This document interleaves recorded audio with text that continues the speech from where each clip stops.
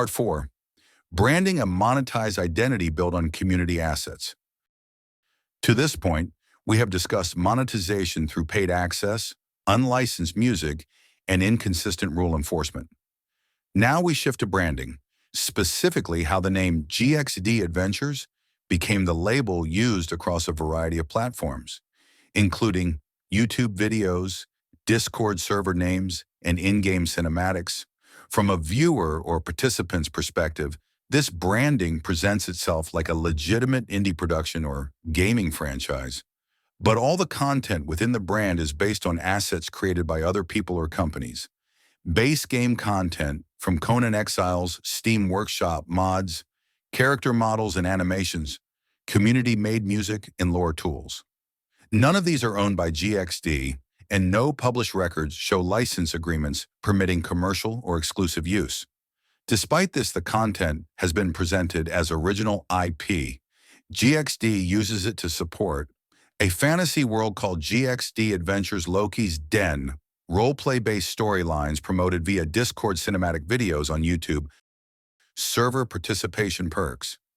The issue arises when these elements are monetized. According to Steam and Funcom policy, mods from the workshop cannot be sold or monetized.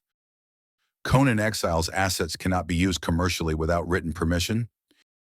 Discord servers cannot monetize unlicensed IP content as premium perks.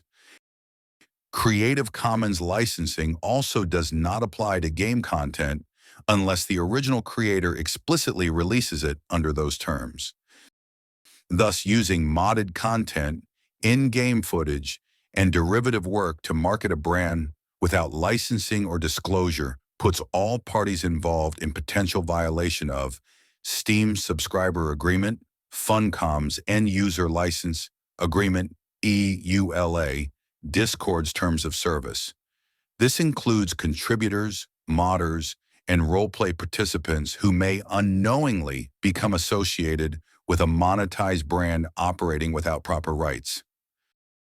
The concern is not whether the content was high quality or well-made, but whether users and viewers were misled into thinking they were supporting a licensed, transparent, and policy-compliant production. In addition to the unlicensed use of mods and IP assets, a critical new discovery involves the music distributed by GXD and Adrian through YouTube and Discord under the GXD Adventures brand. Adrian and GXD have been selling or distributing AI-generated songs as original works and labeling them under Creative Commons licenses while simultaneously embedding them into their monetized server ecosystem.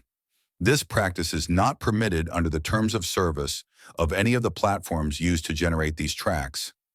AI platforms involved: Suno AI, Lovo, Jenny AI, Donna AI, Kits AI.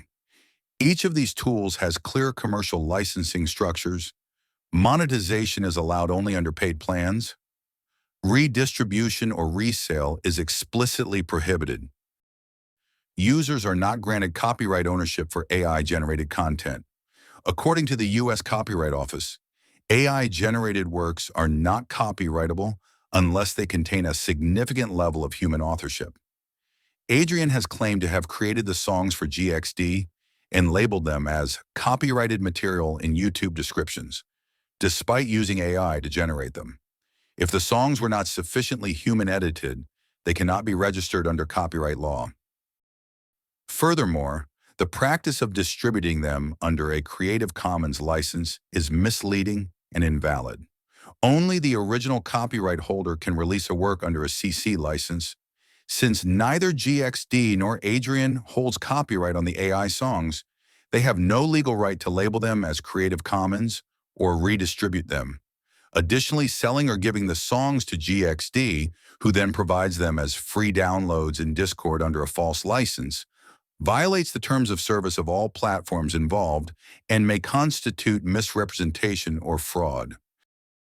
This compounds the issues already discussed: the misleading nature of the brand, the monetization of content built from unlicensed sources, and now the false representation of ownership and licensing around music distributed to the community. Part 5. Collaborators and content integration. Adrian's role in supporting the system. With branding and monetization established, we now examine contributions made by Adrian, who played a significant role in shaping GXD's server identity. Adrian is credited with producing AI-generated music that was used in cinematic scenes, hosted and promoted through the Discord, branded as part of the Loki's Den experience. The Discord provided access to these tracks, often tied to perks unlocked through server subscriptions. These songs were integrated directly into the storytelling structure of the server. According to platform guidelines, selling or distributing music created with third-party tools like AI generators still requires permission and clarity on rights. Bundling access to music as part of a paid role within a server, especially when tied to unlicensed game assets, raises terms of service concerns. The specific actions that violate platform rules include selling songs generated on platforms like Suno, Lovo, Donna, and Kits, which explicitly do not allow resale or license transfer. Labeling those songs as copyrighted works despite not holding legal ownership. Using Creative Commons licenses falsely, which is only valid if the distributor holds actual copyright.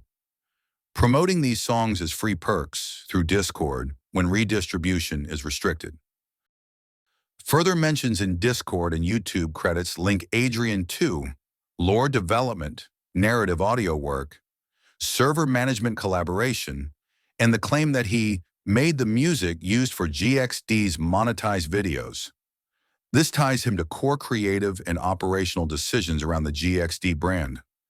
Even if Adrian believed he had the right to monetize or share this content, his actions violate the terms of service of the platforms involved and misrepresent authorship under U.S. copyright law.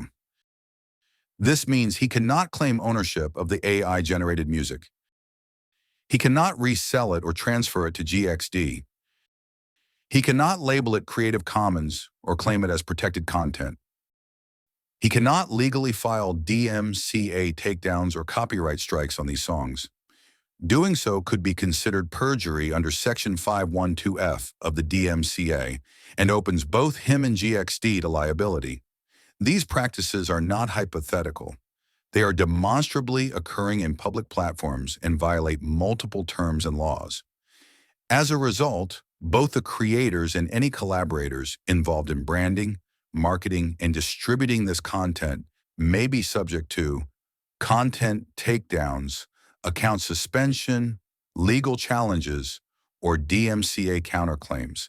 This raises further concern for any users, contributors, or viewers who relied on the false claim that this was original or licensed content. In Part 6, we will focus on another key contributor, Nuke99, who authored mods on the Steam Workshop. We will examine how those mods were implemented into the roleplay environment and whether silence or participation implied endorsement of the monetization system.